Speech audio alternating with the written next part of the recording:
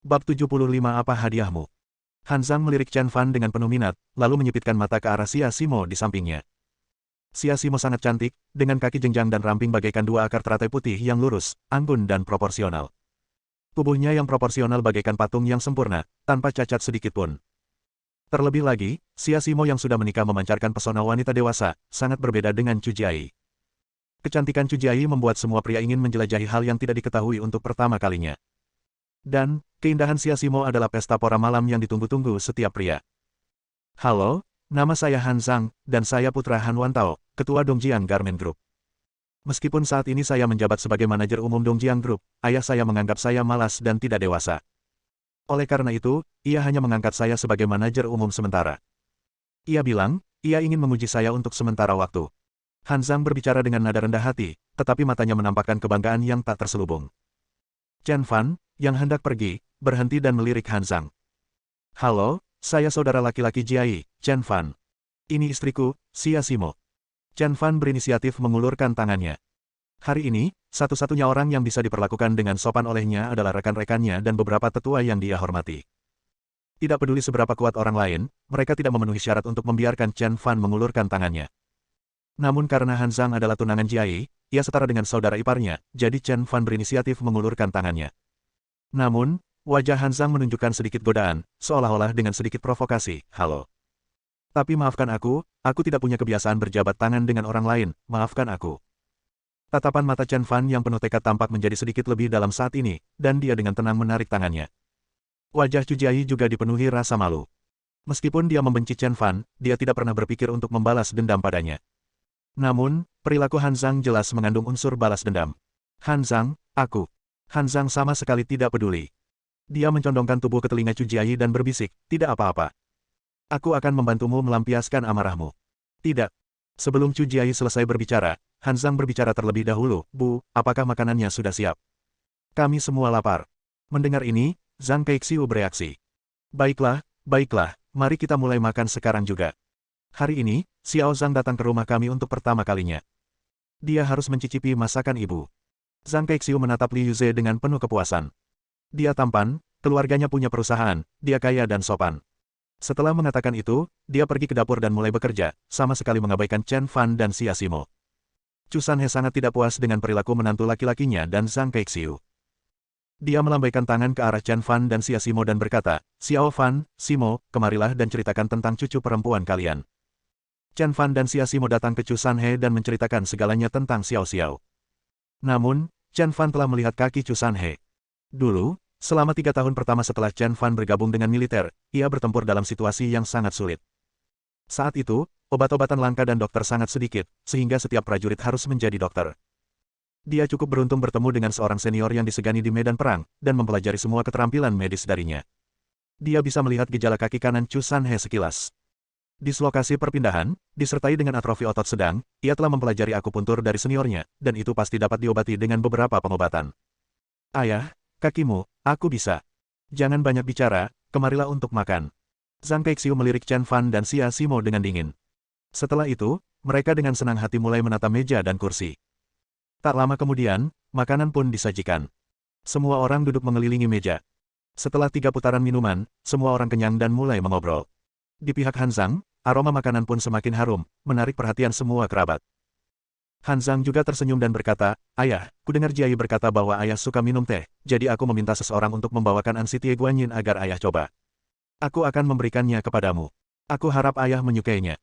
Chu Jiai, yang berdiri di sampingnya, tersenyum dan berkata, Ayah, teh ini hanya sekecil ini.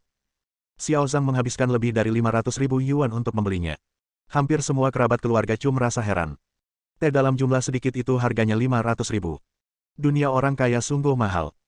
Setelah itu, Han Zhang memberi Zhang Keixiu 1 set anting-anting, perhiasan, dan kalung, semuanya terbuat dari giok. Para kerabat keluarga Chu meneteskan air liur karena iri. Biksu Zhang Keixiu menyeringai dan menerimanya tanpa ragu-ragu, bersama dengan teh terkenal yang tidak disukai Chu Sanhe. Han Zhang tersenyum penuh pengertian dan menatap Chen Fan, saudaraku, kudengar kaulah yang mendirikan perusahaan pengiriman pengejaran mimpi. Itu juga menciptakan legenda mendominasi pelayaran Dongjiang dalam 3 tahun. Untuk seseorang yang luar biasa dan cakap seperti dirimu, kamu pasti telah menyiapkan beberapa hadiah luar biasa untuk orang tua, paman, dan bibimu saat kamu kembali kali ini. Cepatlah dan tunjukkan kepada semua orang hadiah apa yang telah kamu persiapkan untuk semua orang. Bab 76 Cinta Chu Sanhe. Han Zhang tersenyum dalam hati dan menyaksikan Chen Fan mempermalukan dirinya sendiri seolah-olah sedang menonton drama. Sejak Chen Fan masuk, dia yakin bahwa Chen Fan tidak membawa hadiah berharga apapun. Baru saja aku meninggalkan Chen Fan di sini untuk makan dan dengan sengaja membuatnya terlihat buruk. Setelah mendengar kata-kata Han Zhang, semua orang menatap Chen Fan serempak, menunggu jawaban Chen Fan. Bahkan Zhang Keixiu, yang selalu memandang rendah Chen Fan, melirik Chen Fan dan menunggu hadiah dari Chen Fan. Hei, Chen Fan, kotak-kotak minuman dan kacang-kacangan di pintu itu bukan hadiah yang kamu bawa, kan? Han Zhang sengaja menunjuk minuman di pintu. Setelah mendengar apa yang dikatakan Han Zhang, mata semua orang tertuju pada hadiah di pintu. Chen Fan, apakah ini hadiah yang kamu bawa? Kamu orang yang tidak tahu terima kasih. Bagaimana orang tuamu membantumu saat kamu mendirikan Dream Chasing Shipping Company? Karena kamu, kaki ayahmu dipatahkan oleh Wang Zicheng, dan kamu memberi mereka hadiah seperti itu. Hati nuranimu benar-benar telah dimakan oleh seekor anjing. Benar saja, anak angkat bukanlah anak kandung. Sekelompok kerabat sedang berbincang dan mengeluh.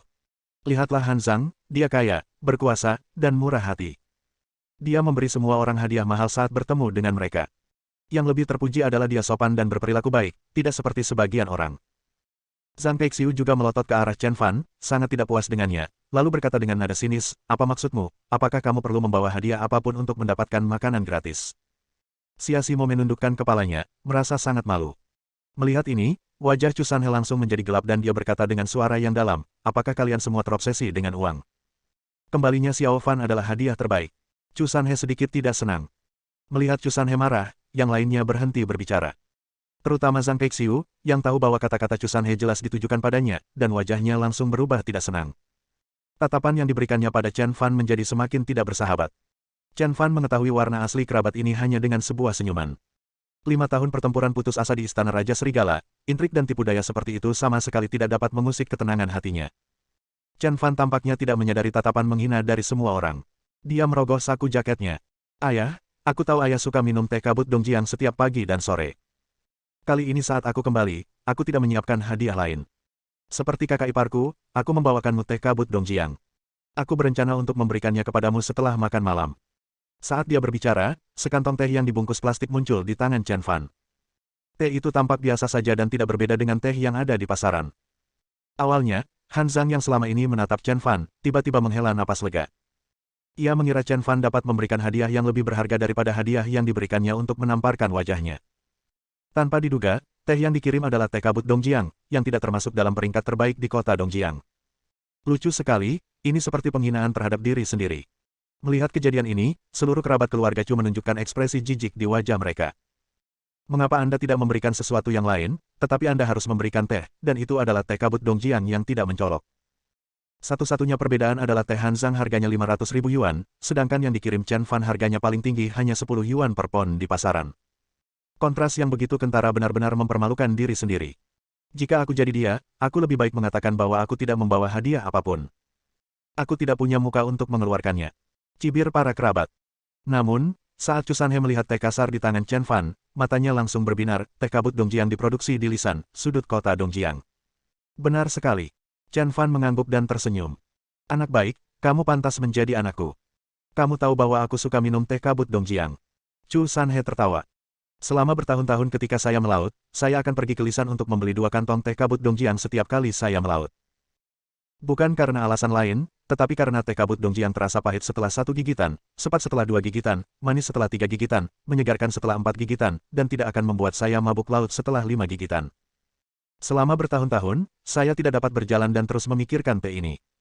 Saya tidak menyangka Anda begitu bijaksana dan mengirimi saya sekantong teh. Luar biasa, luar biasa. Teh kabut Dongjiang kami masih yang terbaik. Rasanya seperti saat sekelompok kawan lama menaklukkan lautan. Saya akan meminumnya, orang tua. Chu Sanhe tertawa terbahak-bahak dan memegang teh kabut Dongjiang yang diberikan Chen Fan di tangannya, tidak bisa melepaskannya. Namun, Chu Sanhe bahkan tidak melihat ansi Tie Guanyin senilai 500.000 yuan milik Han Zhang. Kontras yang begitu tajam membuat Han Zhang terlihat sangat jelek. Bersambung.